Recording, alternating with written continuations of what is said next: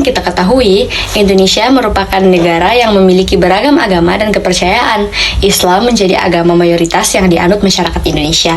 Dan kelima agama yang lain adalah agama minoritas di Indonesia, seperti Katolik. Katolik merupakan satu di antara 5 agama minoritas tersebut yang memiliki keunikan dan kekhasan tersendiri. Dalam menjalankan pelayanannya, Gereja Katolik memiliki susunan hierarki atau tingkatan, seperti paus, uskup, imam, diakon, dan kardinal yang merupakan pelaku religius pria. Sedangkan wanita yang biasanya ikut ambil bagian dalam karya pelayanan dapat bergabung dalam tarekat hidup bakti yang sering disebut suster biarawati. Biarawati adalah seorang perempuan dengan sukarela atau ikhlas menyerahkan diri sepenuhnya kepada Tuhan dan meninggalkan kehidupan duniawi untuk fokus pada kehidupan agama atau kehidupan membiara. Dalam Gereja Katolik, tugas seorang biarawati adalah memberitakan firman Tuhan. Berdoa bukan hanya untuk kepentingan pribadi, tetapi untuk sekitar. Melayani sesama yang biasanya dilakukan dengan membantu tugas romo, juga diutus untuk bekerja atau melayani ke tempat-tempat tertentu atau tinggal dengan umat seperti halnya Susteran DSY. Susteran DSY adalah komunitas biarawati Dina Santo Yosef. Kongregasi ini memiliki semboyan di mana tidak ada yang menolong, mereka datang untuk menolong. Sejarah berdirinya Susteran Dina Santo Yosef atau DSY didirikan oleh seorang pastor yang bernama Pater Yosef Sefoberg. Sejak berdiri, kongregasi Susteran DSY berfokus pada kesejahteraan sosial dan pendidikan di Indonesia, khususnya di bidang yang membutuhkan. Sepanjang sejarah, kongregasi ini telah mengalami berbagai tantangan, termasuk kerusakan sosial dan perubahan politik yang berdampak pada misinya.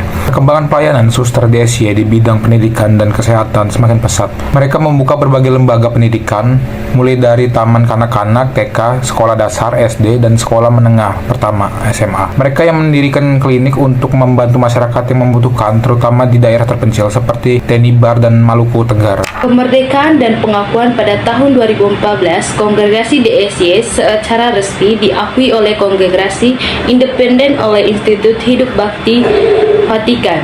Hal ini merupakan tonggak penting dalam sejarah komunitas dan menandai kemandirian komunitas dalam menjalankan misinya di Indonesia. Dalam mengatasi tantangan dan kebutuhan sosial selama operasinya, Susteran DSY menghadapi berbagai tantangan, termasuk kerusuhan rasial dan krisis diplomatik. Namun, mereka tetap berkomitmen melayani masyarakat. Mereka mengembangkan program-program yang memenuhi kebutuhan saat ini, termasuk dukungan bagi para ibu dan generasi muda, dan meningkatkan kesejahteraan masyarakat. Nah, Suster DSY sendiri juga dikenal karena komitmen spiritualnya yang tinggi, dan juga dedikasinya dalam melayani komunitasnya, selain berfokus pada pendidikan dan juga kesehatan. Juga berupaya membangun hubungan positif dengan masyarakat setempat melalui kegiatan sosial yang bermanfaat. Jadi kegiatan sosialnya ini juga bermacam-macam yang dilakukan oleh kesusteran DSY tersebut. Selanjutnya ada kongregasi Susteran Dina Santo Yosef Manado merupakan contoh nyata dari dedikasi pelayanan sosial yang berkelanjutan. Mereka berhasil membangun masyarakat melalui pendidikan dan juga layanan kesehatan yang mereka berikan dari susteran tersebut. Nah, setelah mendengarkan penjelasan tersebut, teman-teman pasti sudah lebih mengerti tentang Susteran DSY kan? Sebagaimana kongregasi susteran yang lain, tentu saja DSY juga memiliki berbagai tahapan bagi seorang calon biarawati yang ingin bergabung di dalamnya. Apa sajakah itu? Mari kita simak. Tahap awal masuk disebut simpatisan. Simpatisan adalah individu yang ingin menjadi biarawati datang ke biara dan melihat keadaan biara, seperti apa biara itu, apa saja yang dilakukan, dan lain-lain. Tahap kedua adalah aspiran. Aspiran adalah tahap di mana individu mengenali tanda-tanda panggilan dalam diri. Pada tahap ini, individu sudah tinggal di biara tetapi belum pembinaan, masih biara umum. Di tahap aspiran, individu mengenal kongregasi dan hidup bersama. Sesudah individu memantapkan diri menentukan pilihan, tahap ketiganya adalah individu akan menjalani tes yang diberikan oleh biara lalu menunggu hasil. Jika hasil tes dinyatakan lulus, maka tahap selanjutnya adalah postulan. Pustulan adalah tahap pembinaan yang berlangsung selama 1 tahun. Tahap kelima adalah novis kanonik.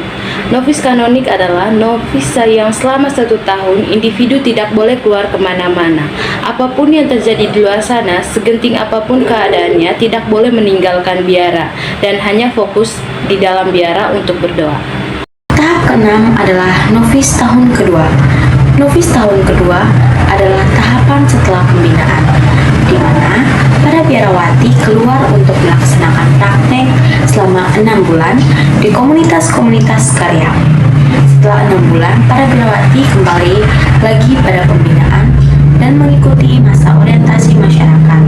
Para suster tinggal bersama umat selama 1 bulan. Nah, jadi setelah 6 kaul tersebut, sekarang ada kaul ke-7 yaitu mengikrarkan kembali kaul pertama.